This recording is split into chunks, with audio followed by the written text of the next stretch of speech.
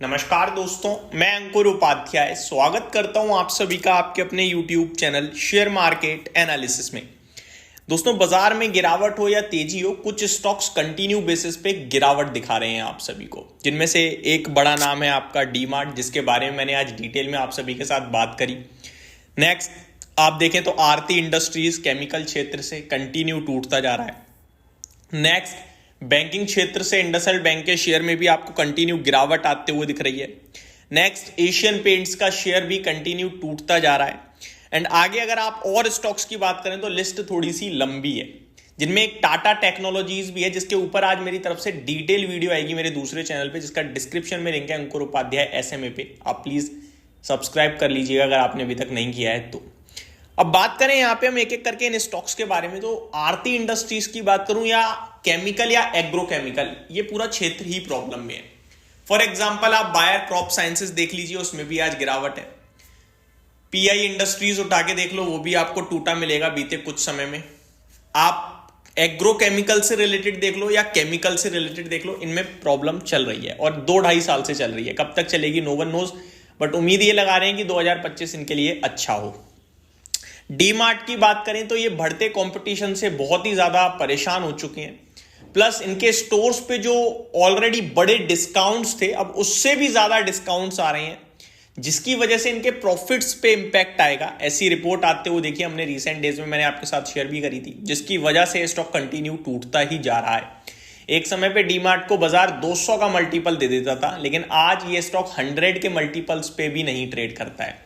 85 के पीई पे स्टॉक आगे खड़ा हो गया है, जो कि बीते कुछ समय में अगर मैं देखूं तो सबसे लोएस्ट वैल्यूएशंस हैं। इसके पीछे एक ही कारण है दोस्तों, जो कंपनी की ग्रोथ थी ना कंटिन्यू बेसिस पे, वो ग्रोथ काफी स्लो डाउन हो गई है बिकॉज ऑफ क्विक कॉमर्स। और क्विक कॉमर्स में अपने आप में इतना कंपटीशन होता जा रहा है कि डीमार्ट क्विक कॉमर्स में भी कैसे कॉम्पीट करेगा, वहां भी अभी सवाल ही उठ रहे हैं। नेक्स्ट स्टॉक है एशियन पेंट्स। ये थोड़ा अलग परेशानी से परेशान है दोस्तों। बढ़ता कॉम्पिटिशन और डिमांड की कमी, ये दो चीजें इस स्टॉक के लिए, इस कंपनी के लिए बड़ी परेशानी का विषय बनते हुए दिखी हैं। दोस्तों, अगर आप नोटिस कर रहे हो तो इन जितने भी स्टॉक्स मैंने आपके साथ शेयर करे, चाहे वो डीमार्ट हो, एशियन पेंट हो, इंडसइंड बैंक हो या आरती इंडस्ट्रीज हो, इन कंपनी में से अगर इंडसइंड बैंक को हटा दूं तो ब्लू चिप कहा जाता है डीमार्ट को भी एंड आपका एशियन पेंट को भी। आरती इंडस्ट्रीज को आप अब क्वेश्चन मार्क कर सकते हो कि भाई ये ब्लू चिप आप कह सकते हो, लेकिन एक जमाने में इसको भी कहा जाता था। एंड अभी रिसेंटली एक वेल्थ क्रिएशन स्टडी आई है मोतीलाल ओसवाल की तरफ से, रामदेव अग्रवाल जी की, जो हर साल ही आती है। उसमें उनका इस बार टॉपिक था ब्रूएस्ट ब्लू चिप, और उन्होंने ब्रूएस्ट ब्लू चिप की डेफिनेशन, परिभाषा जो दी है वो ये दी है कि ब्लू चिप स्टॉक जो ऊपर से 50% टूट जाए, that is called bluest blue chip.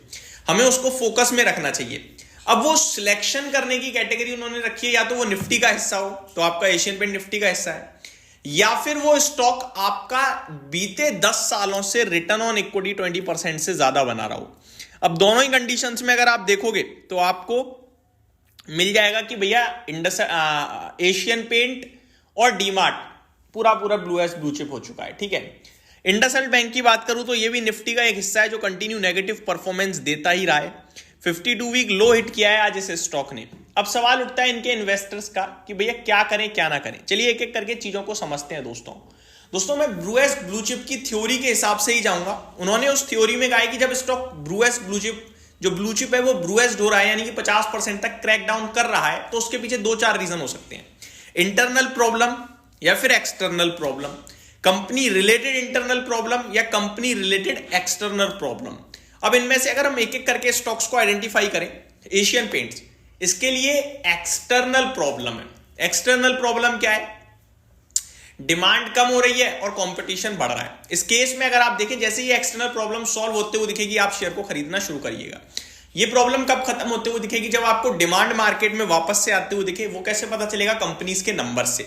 Sector की किसी भी कंपनी के रिजल्ट्स अगर सुधरने लगे, आउटलुक अच्छा आने लगे गाइडेंस में, समझ लो सुधार आ गया है डिमांड में। और दूसरी बात, जो प्राइस अभी सबने घटाए हैं अपने बिकॉज ऑफ बिरला ओपस की एंट्री मार्केट में जो हुई है, वो भी डेफिनेटली लॉस लेने तो आए नहीं है, आए हैं तो भैया पैसा बनाने आए हैं, तो इवेंचुअली तो वो भी प्राइस हाइक मारेंगे एक बार मार्केट में जम जाने के बाद। तो जब वो प्राइस हाइक लेना शुरू करे तो समझ लो दोनों लेवल पे प्रॉब्लम हो गई है सॉल्व। अब आपको एशियन पेंट चलता हुआ दिखेगा। अब ये सारी चीजें कब होंगी ना आपको पता, ना मुझे पता, ना तीसरे व्यक्ति को पता है। आप इंतजार करिए, हम भी इंतजार कर रहे हैं, ठीक है जी। लेकिन प्रॉब्लम सॉल्व होगी क्योंकि एक्सटर्नल टू द कंपनी है। नेक्स्ट स्टॉक पे आ जाता हूं दोस्तों, डीमार्ट। इसके लिए क्या दिक्कत है? इसके लिए दोस्तों दिक्कत है, एक्सटर्नल भी है, वैसे इंटरनल तो है नहीं, कोई कंपनी का मैनेजमेंट तो खराब है नहीं, कंपनी के फाइनेंशियल्स तो मतलब ऐसा नहीं है कि खराब हो रहे हैं, वो खराब हो रहे हैं तो एक्सटर्नल प्रॉब्लम की वजह से है। तो वहां भी आप समय ही दे सकते हो, इस स्टॉक को भी वेट करिए, और क्या कर सकते हैं, यही नहीं कर सकते हैं और कुछ नहीं कर सकते। नेक्स्ट स्टॉक जिसमें प्रॉब्लम आ रही है आरती इंडस्ट्रीज। इसके लिए इंटरनल एक्सटर्नल दोनों है दोस्तों। इंटरनल आप ये कह सकते हो कि केमिकल के प्राइजेस ही गिरते चले जा रहे हैं, ठीक है।